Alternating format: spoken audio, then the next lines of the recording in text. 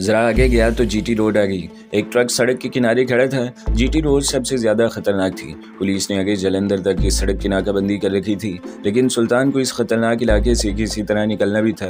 अगर वो पकड़ा जाता है तो फिर इसका जिंदा बचना नामुमकिन था। इसने जो माथे पर तिलक लगा रखा था और जोगियों वाला घेर वाली बास पहन रखा था और दाढ़ी पड़ी हुई थी, इससे किसी को पहली नजर में इस पर शक नहीं पड़ सकता था। जीटी रोड पर थोड़े थोड़े फासले पर बिजली की बत्तियां रोशन थी। सुल्तान खेतों में से निकलकर सड़क के किनारे खड़े ट्रक के पास आ गया। वो बज़ाहिर बड़ी बेनियाजी से चलता हुआ ट्रक के करीब से गुजर गया। इस दौरान इसने देख लिया था कि सड़क में कोई ड्राइवर नहीं बैठा। ट्रक के पीछे लकड़ी की बड़ी बड़ी गेलियां लदी हुई हैं। ट्रक का रुख जालंधर की तरफ था। इतने में सड़क की दूसरी तरफ से ट्रक का ड्राइवर और क्लीनर निकल कर आए। सुल्तान इन्हें देखते ही एक दरख्त की ओट में हो गया। इनमें से एक ने पूछा, ये आज पुलिस इधर बड़ी गश्त लगा रही है, क्या बात है? दूसरे ने जवाब दिया, उस्ताद जी कोई कत्ल वतल हो गया होगा, चलो अब गड्डी निकालो, सुबह करतार पूरे माल देना है। दोनों ट्रक की अगली सीटों पर जाकर बैठ गए। ट्रक का इंजन स्टार्ट हो गया। सुल्तान के दिल में बिजली की तरह एक ख्याल लहरा गया। इसने पहली नज़र में देख लिया था कि पीछे जो लकड़ी के शतेरे लदे हुए हैं, इनके दरमियान इतनी जगह ज़रूर थी कि वो छुप सकता था। जैसे ही ट्रक आहिस्ता आहिस्ता चलता इसके करीब से गुजरा, सुल्तान जल्दी से दरख्त की ओर से निकलकर ट्रक के पीछे दौड़ पड़ा। ट्रक में एक जंजीर लटक रही थी। इसने जंजीर को पकड़ा और उछलकर ट्रक पर चढ़ गया। फौरन वो शहतीरों के बीच में से खिसकता हुआ आगे की तरफ चला गया और अपने आप को लकड़ी के शहतीरों के नीचे इस तरह छुपा लिया कि पुलिस का आदमी सारे शहतीर नीचे उतरवा कर ही इसे देख सकता था। सुल्तान सिर्फ ये चाहता था कि इस खतरे के इलाके से जितनी दूर निकल सकता है निकल जाए। ट्रक पहले तो सड़क पर रींग रींग कर चलता रहा, फिर कुछ दूर जाकर इसकी रफ्तार तेज हो गई और इसी रफ्तार पर चलता चला गया। ट्रक के करीब से कभी कभी कोई गाड़ी हारन बजाती गुजर जाती। इसके बाद सड़क पर खामोशी छा जाती। सुल्तान पर गनूदगी छाने लगी। शहतीरों के दरमियान हल्की हल्की गिड़गिड़ाहट थी और गर्माहट भी थी। वो टेक लगाकर अखड़ू बैठा था। इसे नींद आ गई, मगर वो कुछ इस तरह तकलीफ दे जाविये से बैठा था कि थोड़ी ही देर बाद इसकी आंख खुल गई। ट्रक चला जा रहा था। रास्ते में वो किसी जगह न रुका। अब ऊँ फट रही थी। सुबह का नूर फैलने लगा था। शहतीरों के दरमियान भी हल्की हल्की रोशनी हो रही थी और लकड़ी के शहतीरों पर लगा हुआ नंबर सुल्तान को साफ नजर आया। वो हैरान था कि अभी तक किसी जगह सड़क पर पुलिस ने ट्रक को नहीं रोका। ट्रक आबादी में से गुजर गया। सुल्तान जहाँ छुप कर बैठा था वहाँ से बाहर सड़क नजर नहीं आ रही थी। मालूम हुआ कि लारियों का कोई अड्डा है। थोड़ी देर ट्रक यहाँ रुका, इसके बाद फिर चल पड़ा। इसे बाहर कुछ लोगों की आवाज़ें भी सुनाई दी थी। इनकी बातों से सुल्तान ने अंदाज़ा लगा लिया था आगे कोई बड़ा शहर आ रहा है। वो इस बड़े शहर के आने से पहले ट्रक से उतर जाना चाहता था। ट्रक कुछ तेज़ चल रहा था। वो इसकी रफ्तार हल्की होने का इंतज़ार करने लगा। दिन की रोशनी आहिस्ता आहिस्ता सफ़ेद हो रही थी। वैसे भी अब वो वहाँ पर महफूज नहीं था। जब वो वहाँ छुपा था तो इसका ख्याल था कि बाहर से इसे कोई नहीं देख सकता, लेकिन दिन की रोशनी में इसने महसूस किया कि अगर कोई शहतीरों के ऊपर चढ़े तो इसे नजर आ सकता है। ट्रक ने एक मोड़ काटा तो इसकी स्पीड हल्की हो गई। सुल्तान तेजी से शहतीरों में से निकला और ट्रक में से कूद गया। वो सड़क के किनारे दरख्तों में गिरा और ढलक गया। जल्दी से उठा और सड़क छोड़कर खेतों की तरफ चल पड़ा। एक सिख किसान खेत में हल चला रहा था। सुल्तान इसके करीब से गुजर गया। यहाँ एक ट्यूबवेल लगा हुआ था जिसके ऊपर एक बूढ़ी औरत बैठी कपड़े धो रही थी। सुल्तान ने इसे हिंदुओं के मुताबिक प्रणाम किया और पूछा कि जलंधर वहाँ से कितनी दूर है। औरत ने कहा, महाराज अड्डे से कोई टांगा पकड़ ली, जलंधर ज्यादा दूर नहीं है, इधर तो तुम होशियारपुर की तरफ जा रहे हो। सुल्तान मुतमईन हो गया। वो होशियारपुर की तरफ ही जाना चाहता था। इसने औरत का शुक्रिया अदा किया और महाजी से दिखाने के लिए खेतों में सड़क की जानी मुड़ गया। थोड़ा आगे जाकर इसने अपना मुंह होशियारपुर की तरफ कर लिया। वो कई छोटे छोटे देहात में से गुजरा। एक गाँव में इसने सिखों के ढाबे में बैठकर दाल रोटी खाई, तांबे के गिलास में चाय पी। इसके जिस्म में तमन्नाई आ गई। कुछ देर वहाँ आराम किया। आगे के सफर के बारे में बातों बातों में मजीद मालूमात हासिल की और खुदा का नाम लेकर चल पड़ा। दोपहर के बाद इसे जम्मू की लारी मिल गई और लारी में बैठ गया। शाम को लारी ने जम्मू के अड्डे पर पहुंचा दिया। ये इलाका इसका देखा वाला था। यहाँ इनका एक मुजाहिद दरिया के पार वाली गली में रहता था। सुल्तान सीधा इसके यहाँ पहुंच गया। इसने सुल्तान को देखा तो जल्दी से अंदर बैठक में बिठाया और पूछा, खुदा का शुक्र है कि तुम जान बचा कर निकल आए। अब्दुल्ला शाह अस्पताल में ही शहीद हो गया, हम इसकी लाश भी वापस नहीं ला सके।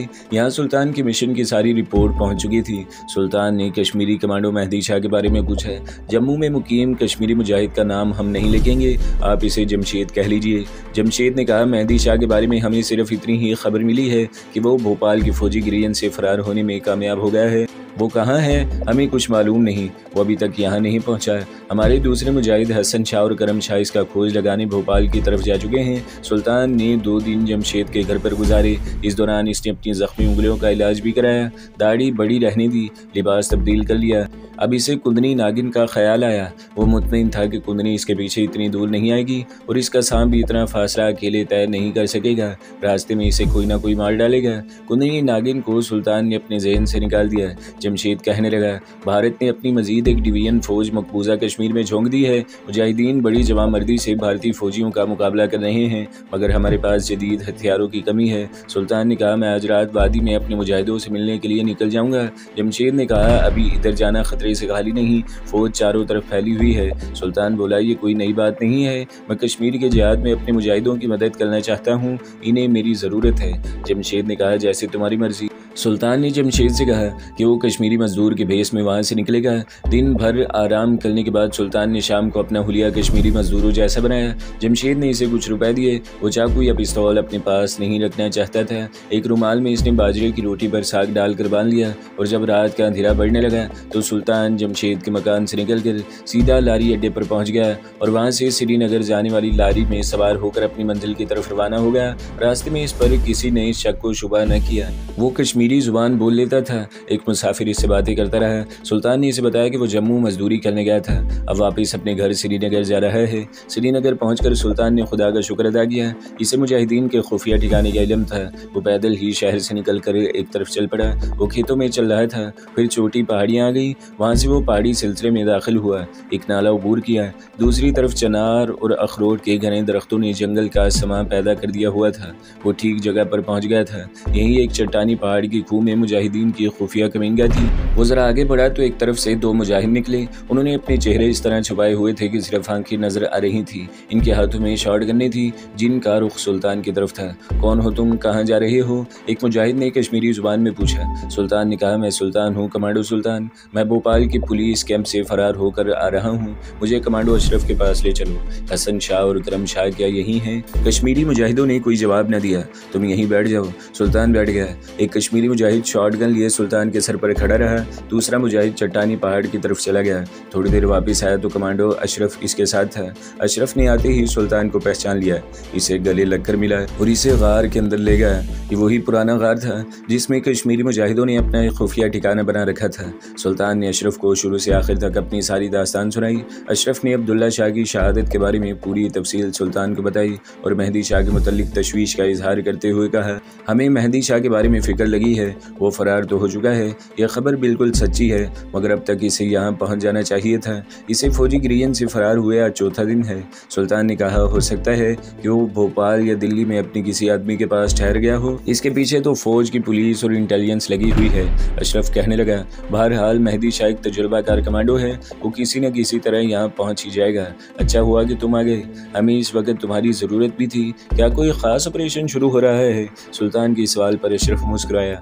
सुल्तान भाई, काबिज भारतीय फौजियों के खिलाफ हमारा ऑपरेशन तो 24 घंटे शुरू रहता है। जब तक हम काबिज भारतीय फौजियों को अपनी सरजमीन से निकाल नहीं लेंगे, हमारा ऑपरेशन ख़त्म नहीं होगा, चाहे हमें इसके लिए कितनी ही कुर्बानियाँ क्यों न देनी पड़े। सुल्तान खामोश था। इसे मालूम था कि इस वक्त कश्मीरी मुसलमानों का बच्चा बच्चा जिहाद में शरीक होकर अपने खून से आज़ादी कश्मीर की तारीख रकम कर रहा है। अशरफ ने सुल्तान के लिए चाय बनाई थी। दोनों कमांडो मुजाहिद चाय पीने लगे। सुल्तान ने पूछा, तुम नए ऑपरेशन का जिक्र कर रहे थे? अशरफ ने चाय की प्याली जमीन पर बिछी हुई दरी पर रख दी और बोला, भारतीय हाई कमान यहाँ मजीद एक डिवीजन फौज ले आया है। इसके गिरियन में टैंक भी देखे गए हैं। ये टैंक हमें शदीद नुकसान पहुँचा सकते हैं। इनका मुकाबला करने के वास्ते हमारे पास टैंक नहीं है, सिर्फ रॉकेट लॉन्चर है। वो भी हमारे मुजाहिद इसे कांधे पर रखकर टैंक से 50 कदमों के फासले पर खड़े होकर फायर कर दें तो टैंक का कुछ बिगड़ सकता है। सुल्तान ने कहा, फिर तुमने क्या सोचा है? अशरफ ने कहा, हम रात को होस्टिंग पार्टी बनाकर निकलते हैं और दुश्मनों के 2-4 टैंक मार आते हैं, मगर हमारे मुजाहिद भी शहीद हो जाते हैं। तुम तरबियत याफ्ता कमांडो हो, आज रात हम एक होस्टिंग पार्टी भेज रहे हैं। मैं इसके साथ रहूँगा। मैं चाहता हूँ कि तुम भी हमारे साथ चलो, बल्कि हमारी रहनुमाई करो। सुल्तान ने दूसरे कमांडोज के बारे में पूछा तो अशरफ ने कहा, हम सिर्फ 3 होंगे, मैं, तुम और हमारा कमांडो साथी जमाल। ये पता कराया है कि भारतीय रेजिमेंट के टैंक रात को किस जगह छुपाए जाते हैं? हाँ, हमने ये सारी मालूमात हासिल कर ली हैं। हमारे पीछे जो छोटी पहाड़ी है, इसकी दूसरी तरफ टैंक रेजिमेंट का ग्रीन है। रात को टैंक दरख्तों के नीचे खड़े कर दिए जाते हैं, पहरा ज़बरदस्त होता है। सुल्तान चाय के घूंट भरते हुए कुछ सोच रहा था। इसने रॉकेट लॉन्चरों और असले के बारे में दरियाफ्त किया तो अशरफ ने कहा, 3 रॉकेट लॉन्चर तो इस वक्त हमारे पास मौजूद हैं, मगर रॉकेट ज़्यादा नहीं है। हर लॉन्चर के लिए 2-2 रॉकेट ही हैं। हमें ठीक निशाने पर रॉकेट फायर करने होंगे। सुल्तान ने कहा, जमाल रॉकेट फायर कर लेता है? हाँ, अशरफ बोला, इसने इसकी ट्रेनिंग ले रखी है। हम आधी रात को यहाँ से निकलेंगे, जमाल थोड़ी देर में यहाँ पहुँच जाएगा। अगर तुम ना आते तो हम दोनों इस मुहिम पर जा रहे थे। अच्छा हुआ कि तुम आ गए। इस वक्त रात के 8 बजे होंगे। अशरफ और सुल्तान खूह के अंदर बैठे बातें कर रहे थे। सुल्तान ने अशरफ को कुंदरी नागन के बारे में सब कुछ बता दिया था। अशरफ मुस्कुराकर बोला, ये औरत हो सकता है तुम्हारे पीछे यहाँ भी पहुँच जाए। सुल्तान ने गर्दन को झटक कर कहा, यहाँ नहीं पहुँच सकती। तुमने बताया है कि इसके पास सांप है जो तुम्हारी बू पहचानता है। वो सांप कुंदरी को यहाँ ले आएगा। सुल्तान हंसने लगा, आ भी जाएगी तो हमारा क्या नुकसान करेगी, खुद ही परेशान होगी, क्योंकि यहाँ तो हम इसे कैद कर लेंगे ताकि वो हमारे खुफिया ठिकाने के बारे में किसी को बता न सके। अशरफ ने सुल्तान को रॉकेट लॉन्चर दिखाए। ये पुरानी किस्म के लॉन्चर थे, इनकी काफ़ी सफाई की गई थी। 6 रॉकेट भी लकड़ी के बक्स में पड़े थे। सुल्तान ने इनका भी मुआयना किया। इसे इन रॉकेटों और लॉन्चरों पर ज़्यादा भरोसा नहीं था। वो दिल में यही दुआ मांगने लगा कि या अल्लाह वक़्त पर इन्हें चला देना। थोड़ी देर बाद कश्मीरी कमांडो जमाल भी आ गया। जमाल से सुल्तान एक बार मिल चुका था। सुल्तान ने लॉन्चर फायर करने के बारे में इसे कुछ बातें बताई। फासला बताया कि रॉकेट लॉन्चर टैंक के पहलू से फायर करोगे तो तुम्हारे बचने की उम्मीद की जा सकती है। सामने से फायर करोगे तो फिर टैंक की लाइट मशीन गन तुम्हें मौत की नींद सुला सकती है। जमाल ने कहा, भाईजान हम मरने के लिए आए हैं, जिंदा रहे तो गाजी, मर गए तो शहीद। सुल्तान इन कश्मीरी मुजाहिदों के जज्बे से बहुत मुतासिर था। इन मुजाहिदों ने बेसरो सामानी की हालत में एक ट्रेंड फौज को परेशान कर रखा था। एक कश्मीरी मुजाहिद भारतीय फौज के कम से कम 10 फौजियों को हलाक करके शहीद होता था। सुल्तान ने कहा, मैदान जंग में इसी को बहादुरी कहते हैं कि आदमी दुश्मन का ज़्यादा से ज़्यादा नुकसान करके शहीद हो। खुफिया गार में तीनों कमांडो बैठे बातें कर रहे थे। आज इन्हें सोना नहीं था, चाय पीते रहे और जागते रहे। आधी रात गुजरी तो उन्होंने अपना असला चेक किया, एक दूसरे को दिए जाने वाले खुफिया इशारे एक बार फिर समझाए और अल्लाह का नाम लेकर अपने मिशन पर निकल खड़े हुए। बाहर सर्द रात सुनसान थी, ओस गिर रही थी। घास में चलते हुए इनके पाँव गीले हो रहे थे। अंधेरे में अशरफ को रास्ता तलाश करने में कोई दुश्वारी नहीं हो रही थी। वो इन रास्तों पर कई बार आता जाता रहा था। आगे आगे अशरफ था, पीछे सुल्तान और इनके पीछे जमशेद था। रॉकेट लॉन्चर इनके थैलों में थे जो कांधों से लटके हुए थे। 4-4 ग्रेनेड इनकी जेबों में थे। वो कभी कभी एक दूसरे से बात कर लेते थे। मैदानी इलाकों में से गुजरने के बाद वो पहाड़ी की चढ़ाई चढ़ने लगे। चढ़ाई मुश्किल थी। वो झाड़ियों और ऊंची ऊंची घास को पकड़ कर चढ़ रहे थे। वो पहाड़ी की चोटी पर पहुंचकर दूसरी तरफ नशीब में उतरने लगे। उतराई ज़्यादा मुश्किल थी। वो कहीं बैठ जाते और कहीं एक दूसरे को सहारा देकर उतरने लगते। पहाड़ी की उतराई ख़त्म हो गई। सामने एक मैदान खुला था। मैदान में जंगली झाड़ियाँ उगी हुई थी। कहीं कहीं दरख्त भी अंधेरे में सर झुकाए दिखाई दे जाते थे।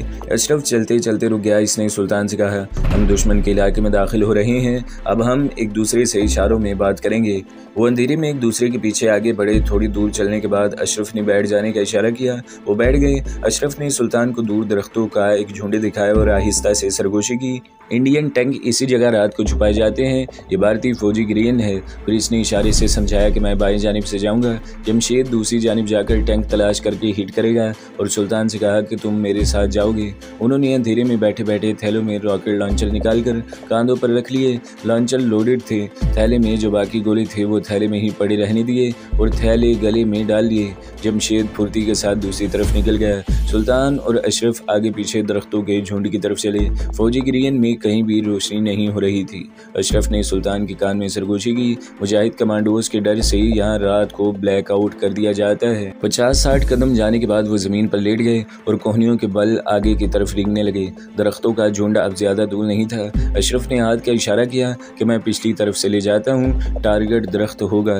वो अंधेरे में तेजी से एक तरफ निकल गया। सुल्तान घास में दरख्त की रात रेंगने लगा। इसे 2 आदमियों की बातें करने की आवाज़ सुनाई दी। वो वहीं घास में जमीन के साथ लग गया। ये 2 फौजी थे, एक तरफ से बातें करते चले आ रहे थे। सुल्तान से 10-15 गज के फासले पर जमीन पर एक ऊंची सी पगडंडी सी बनी हुई थी।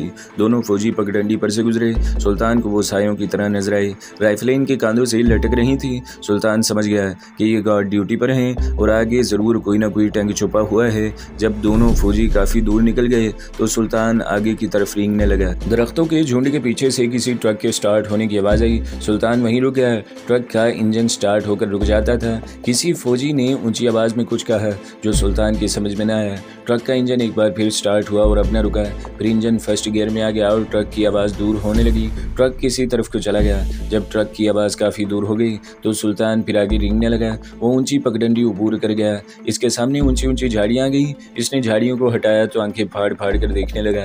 अंधेरे में इसकी आंखें देखने की आदी हो चुकी थी। इसे दरख्त के नीचे एक टैंक खड़ा दिखाई दिया। सुल्तान घुटनों के बल खड़ा हो गया। लॉन्चर कांधे पर रखकर टैंक का अंधेरे में निशाना लेने लगा।